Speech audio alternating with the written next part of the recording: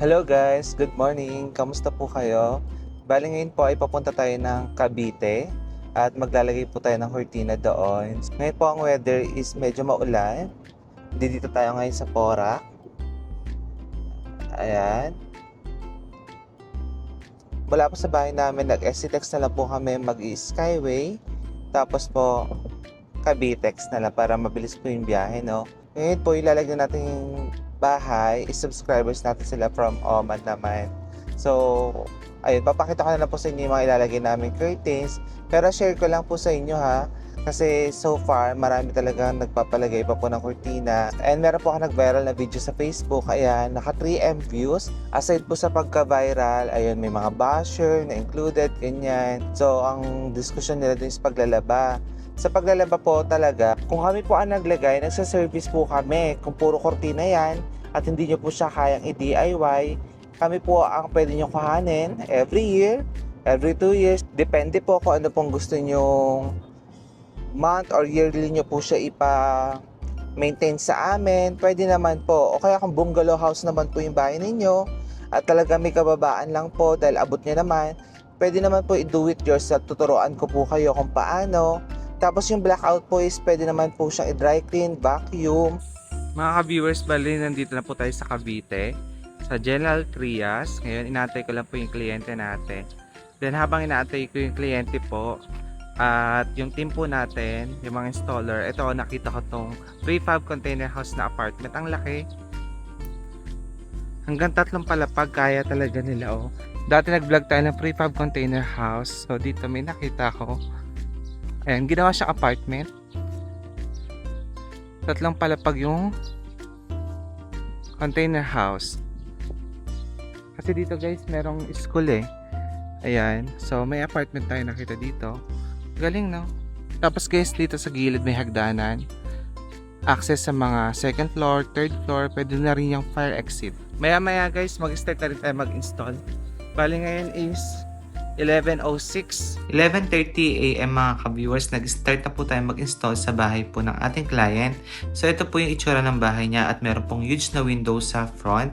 So ito po gumamit tayo ng scaffolding kasi may kataasan po at ang finish po kasi niyan is ceiling to flooring. Lahat po ng service from paglalagay, pagpaplansya, finishing, pagtatahi, kami po lahat ang gumagawa niyan kaya less hassle po talaga. Kaya kung plano niyo po magpa-window treatments, kontakin niyo lang po kami sa aming Facebook, Billy Toledo Vlog. Ang dami nga po nagsasabi, Billy, ba't ang ganda-ganda talaga ng kortina mo? Iba talaga sa mga iba nakikita namin. Hindi lang taas yung naka-S-fold, even yung baba, S-fold din ang finish. Ito pong inner natin is linen yan and blackout Korean po na original yung gamit natin. So ito po yung before na itsura ng sala nila. And ngayon, eto na po siya. Para po sa kulay, ang nilagay po natin dito is colored cream. Plain po ang napili ni owner. Ayan. And para po sa sukat, ilalagay ko na lang po sa screen para may idea po kayo kung ganyan po kalaki ang bintana ninyo.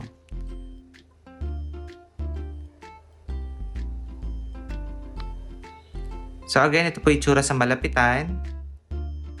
Ayan. Sa dining area naman po tayo. So, ito po ang itsura niya before. And ito na siya ngayon. Sabi nga po ni owner, Billy, mas talagang homey na at ang laki ng in-improve ng bahay ko dahil sa kortina mo. Which is kitang-kita naman po. Then sa family area po niya, 2 bintana po ang nilagyan natin dito. Ito na siya ngayon. Then para po sa bedroom number 1, 2 bintana din po yan. And dito naman po sa bedroom number 2, 1 bintana naman po. Then para naman po sa kitchen po niya, naglagay po tayo ng blinds at tinerno po natin sa color na cream. Ito po ay ivory. And nung kinabit naman po, natuwa na naman si owner dahil ternong-terno sa kortina niya. Ito po yung itsura po sa labas nung nilagyan natin ng cortina and kung napansin niyo po, hindi kami nagtitipid sa tela, talagang siksik po yan. Ganda po, no? And now mga ka-viewers, continue natin yung vlog. Bali nandito tayo sa loob ng office kasi maglalagay tayo dito ng tinatawag na 3D wall acrylic na sticker. So maglalagay na tayo ng logo natin dito na Roville Curtains and Blinds kasi soon meron tayong client na pupunta dito, and ngayon at least nabubuo na yung office. Guys, bali bumili tayo sa Lazada ng 3D mirror acrylic na letter. So ito ilalagay natin sa wall natin dito para magkaroon na dyan ng nakalagay na Roville Curtains and Blinds. Matagal na ako naghahanap ng ganito, although nag-inquire ako dati sa iba. Pag nagpasadya is medyo may presyo talaga daw ito. Kaya ito, nakahanap tayo sa Lazada na mas affordable. Kaya yan, magdidikit na tayo para at least di na empty yung wall. So yung ilaw natin, nakabit na natin yung Lotus na pendant lights. Ito na siya. So at least yung ilaw natin from plain, meron na, dating na. Nakakuha nga po pala ako ng idea kay CSR Builders kaya napabili po ako ng ganito kasi nakita ko po yung office niya. So ito po, merong adhesive tape.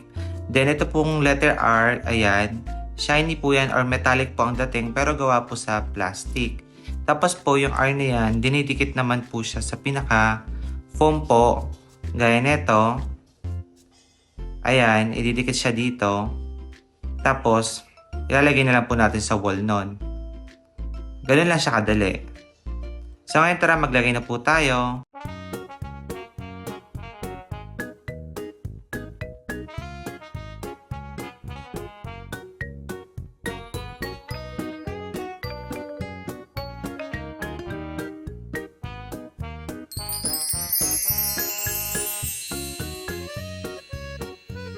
Guys, bumili din tayo ng book decor para dito sa ating shelves. Ayan, so at least pandagdag ng decor dito, no? So ito, meron tayong binili ng Prada. So ina-assemble siya. Ganito yung itsura niya pag hindi pa naka-assemble. Ayan, as in, flat lang siya.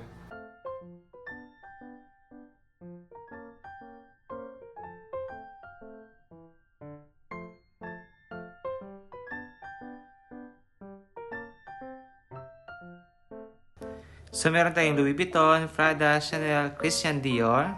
Di ba? So, lagyan natin dito yung cactus. And again, ito po yung update sa ating office. So, meron pa mga kulang onti pa. Abangan nyo po yung cortina natin. Ilalagay na. And ito na yung ating logo. At yung ilaw. For today's video, on the way po tayo ngayon ng Balanga, Bataan. Kasi po mga ka-viewers is mag-install tayo ng cortina doon. Nagkataon po talaga dapat Sunday is day off na.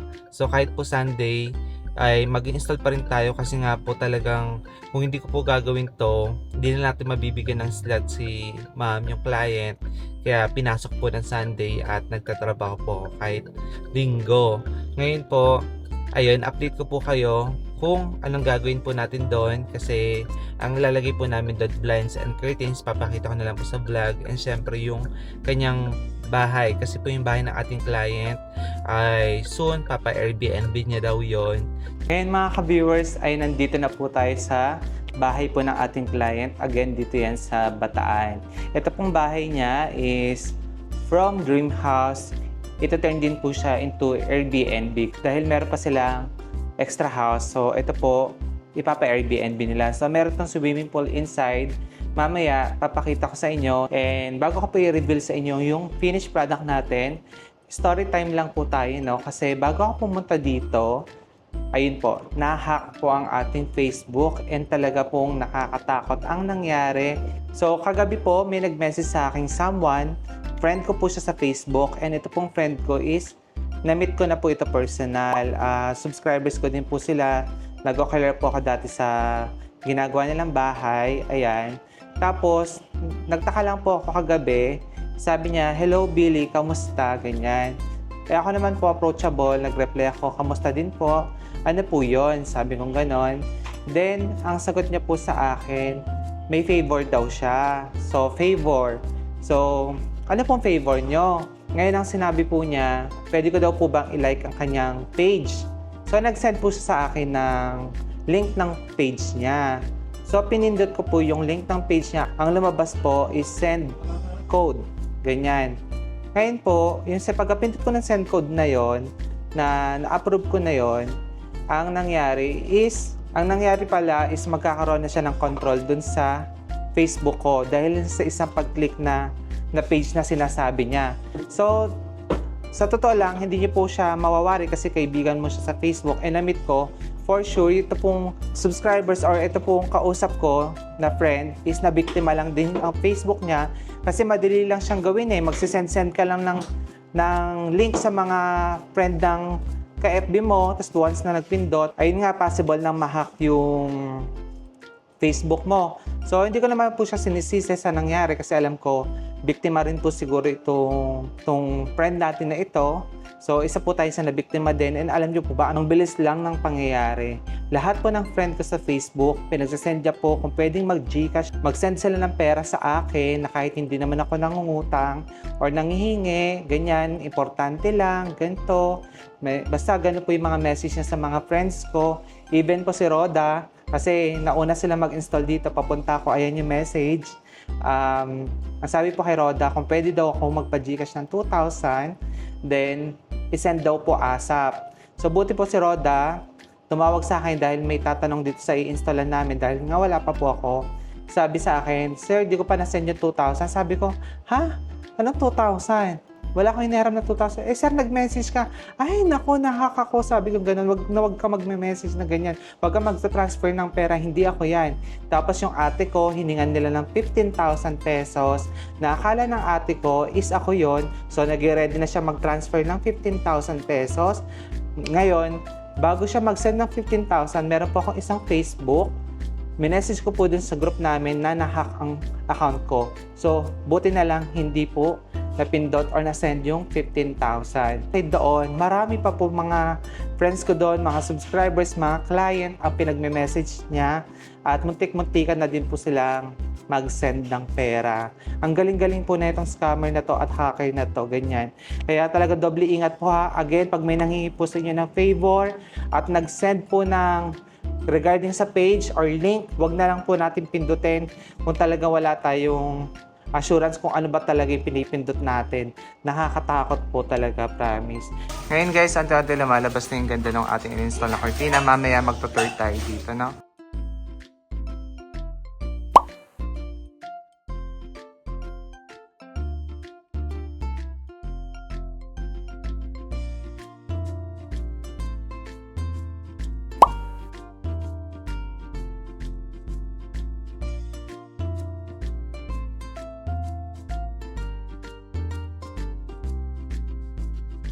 Guys, ito yung ceiling ng garahe nila. Napakaganda. Baka type nyo lang ilagay sa garahe ninyo. Ako type ko siya. Pero kasi dito sa garahe may mga ginagawa pa dyan. Kaya di natin mapakita ng buo. Pero anyway, dito na muna tayo sa terrace magpo-focus. Dito po mga ka-viewers, ang ganda ng kanilang terrace. Naka-matsuka tiles. And ang cute ng upuan. Tapos yung kanilang coffee table. Alam niyo yung galing sa sewing machine. Tapos yung natira nilang quartz nilagay sa taas. Ayan. Ang sarap makarelax dito sa ano nila guys, so sa terrace. Tapos yung ceiling nila, ganito yung effect. Hindi ko din alam yung tawag sa ganyan. Ang ganda rin ang kanilang exterior paint, may pagka-cream or ivory. And now mga ka-viewers ay pasok naman tayo sa loob. Pero ito po kanilang main door is mahogany solid wood po ito. Then meron silang Yale na smart lock. RFID card na din po ito sa pin code po siya. Ito na po yung ating finished product sa living area po ng client. So ang nilagay po natin ditong cortina is dalawa. Ang color po nito is almond. Plain with linen na po yan. Tapos po mga ka-viewers dito, sa anggulong ito makikita niyo yung kanilang TV. Na meron pong accent wall po na fluted panels, then yung ceiling, may drop ceiling sa center and fluted panels din. Focusan ko na din po itong center lights nila na meron pong ceiling fan na yan na kasama. Yung tiles po nila nilagay dito is 60 by 60 po na porcelain tiles, marble design. Itong TV console naman po nila is nabili naman po nila to online. Meron sila maganda electric fan na tumugma sa ating curtains na nilagay. Ito ay, ang brand is Brick. Then, dito guys, meron din cute na part dito. Yung globe nila. Type ko din maglagay ng ganito sa office. Parang traveler, diba? Hahanap tayo ng ganito, globe. Nakaisip ako na idea para sa office. Ang ganda ng interior paint nila guys. Parang ito na yung pinaka-lightest na shade ng pagka-gray. As in, pinaka-lightest ha. Gray siya pero pinaka-lightest. Ganon. Ito naman mga ka-viewers yung kanilang dining area. So dito naglagay tayo ng blinds. Kasi talagang standard size yung window dito. So, nag-decide si client ng blinds na lang. Pero dito sa isa, nag-isip sila kung asphalt or blinds. Upon checking, na pumunta ako dito, mas gugustuhin ko na lang na blinds siya. Pero yung finish niya is same dito, para same ng length sila. So, ito, babalikan natin yan guys. Soon, papagawa lang tayo ng blinds pa. Ito yung ceiling nila sa dining area. Parang may cross sa middle. Tapos, bawat square merong PVC panel. Tapos, ito na yung center lights nila. Ang ganda ng ceiling nila. Type ko din siya. So, from living area to dining. Mga ka-viewers, yung kanilang kitchen, saka na lang natin papakita. Kasi, soon babalik tayo dito once ready na siyang ipa-Airbnb. Papakita ko yung mga iba pang part and syempre magkano yung rates kung taga-Bataan kayo at plano nyong mag-Airbnb dito. Ayan, baka makonsider nyo po yung kanilang Airbnb, no? So ngayon, tignan natin yung pool area nila. Dito guys, maglalagay tayo ng vertical blinds. Inuna lang natin yung mga kortina kasi yung mga blinds, madali lang naman i-install yun. Pagbalik natin, maglalagay tayo ng vertical blinds dito. Pero dito, may sliding door na papunta naman sa kanilang pool area. Then, pagpasok ninyo, meron ditong coffee table and yung kanila pong tiles dito is napakaganda. Machuka tiles to. Tapos, dito sa ceiling niya, meron siyang ceiling fan. Ang ganda po nandito sa kanilang ceiling. Di lang ako sure kung ano yung tawag sa ganitong design. Comment down below na lang po kung anong tawag sa ganyang design po ng ceiling. Anyway, type ko itong machuka tiles nila. Then dito may stairs papunta sa kanilang pool. Ayan. Alam niyo po ba itong swimming pool nila? Nakakuha ka ng idea kung paano po malelesen yung costing. Ano yung mga pwedeng ways para makamura sa mga gagamiting materials dyan. Kaya, eto. Ang sukat po nito is 5 feet by 3 feet po. Then yung lalim niya is 4 feet po yan. Dapat po dito ang gagawin is deck panels. May bagong labas daw po sa Wilcon na tiles na 40 by 40 na may pagkamatsuka din yung design. Yung sa gilid naman po ng pool, ito po yung mga quartz, mga natira nila, dyan nila kinabit. Soon po mga ka-viewers, yung wall, i-develop pa yan. Natutuwa ako sa pool nila mga ka-viewers kasi talagang pwede na, no? Kahit ganito lang sa bahay ko, o kaya sa lupa natin, di ba? Ito yung top view ng Machuca tiles. From living dining, dito po may hagdan na papunta sa mga bedroom nila at common bathroom. Tara po. So ito po, railings nila is stainless plus tempered glass po. Dito yung tiles po is 20 by 120 po na Haspi po ang design. Color gray po, matte finish yan. Bago tayo makit mga ka-viewers, ito naman kanilang track lights. Nabili ito sa IKEA and nagka-idea din ako. Ilalagay ko ito sa logo ng ating office niyan soon. So gagamit tayo nito. Yung mga malilit pa lang na mga items sa IKEA, pwede naman pala ipaship gaya nito. Yan, pinaship ng client yan. Then ito yung door para sa bedroom number 1. Pakita na lang natin yung loob. Naglagay din tayo dito ng cortina. Ayan. Iba talaga yung atake ng cortina, no? Talagang hotel feels. Ito na yung design ng ceiling. Ang kita nilang kama dito. Tapos meron dalawang wall lights. IKEA din galing yan. Tapos ito yung finish ng ating cortina dito. So dito mga ka-viewers, hindi natin siya naayos kasi nga yung aircon. Kaya ganyan yung naging finish niya. Change angle tayo ni the master's bedroom. Ayan. Again guys ha, ito kung hindi lang nailagay yung aircon, mas magandang tingnan yung cortina dito. Kaya lang talagang dyan po nilagay yung aircon. Meron din po itong walk-in closet. Ito yan. Ganda ng walk-in closet nila. Ganda ng kulay. Parang meron siyang mga batik-batik guys, so. Ganyan, pero gray siya. Tapos ang ganda ng handle, rose gold. And itong upuan, mga ka-viewers, alam nyo ba ito? Nabili ito sa Shopee. Nasa 1,200 din daw po ito isa. Lalo kung mag-order ng ganito para sa office. Pang timpo-titim kahoy. Vanity nila, ayan. Na-quartz to. Ganda, no?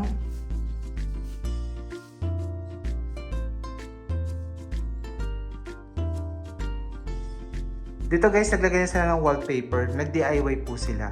Nabili daw po tong wallpaper na to sa Wilcon. Dito naman po, meron door dito para sa master's bathroom. Ito po yung itsura ng master's bathroom.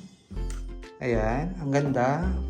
So ito po, si For Sure Wilcon ito. Set na yan pag binili.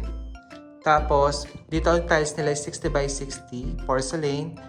Then dito naman sa shower area nila is subway tiles na 30 by 60. Then yung sanitary ware po nila is posi po lahat yan. Then dito yung tiles nila is matte finish 60 by 60. Then doon 30 by 30 sa shower area. Then naglagay din tayo dito ng blinds. Ayan. Tapos meron na rin sila ditong heater. Type ko to, ang ganda ng kanilang sink with cabinet. Saka yung mirror na may LED lights. Dito naman po yung common bathroom, bedroom number 2 at 3. So dito muna tayo kay bedroom number 2. Wow, ang ganda lang nilagay natin kortina dito ha. Then dito may double deck, ayan. Tapos ceiling. Sa tiles po, same naman po lahat ng ginamit from hallway sa loob po ng kwarto.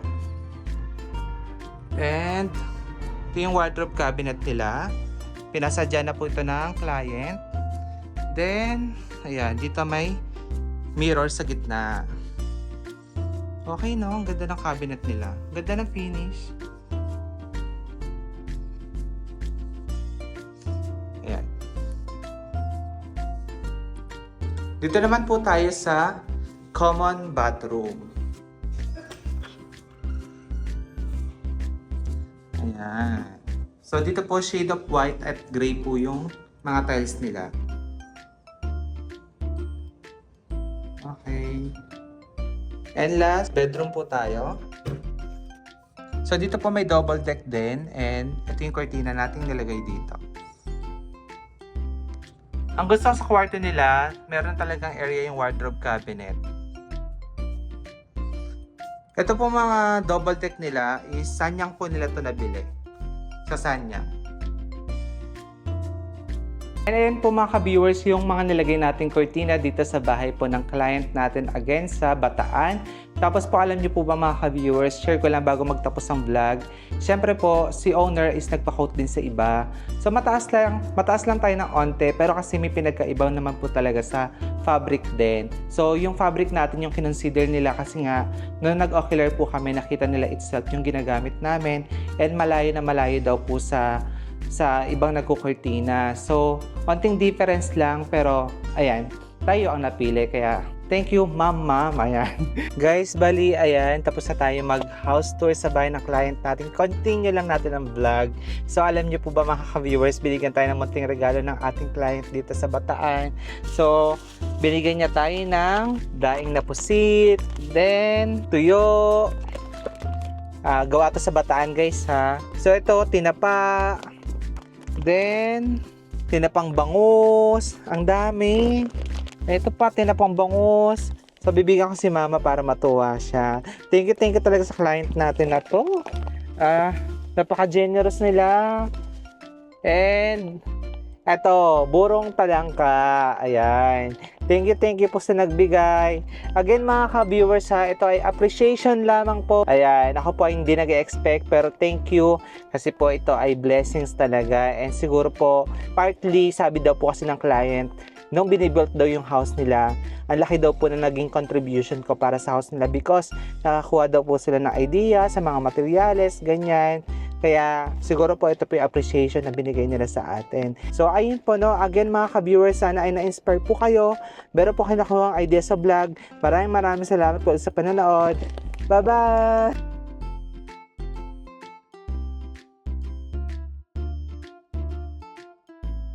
So guys, ngayon nandito na tayo sa Tayog and medyo makipa talaga yung dadaanan. May ilog.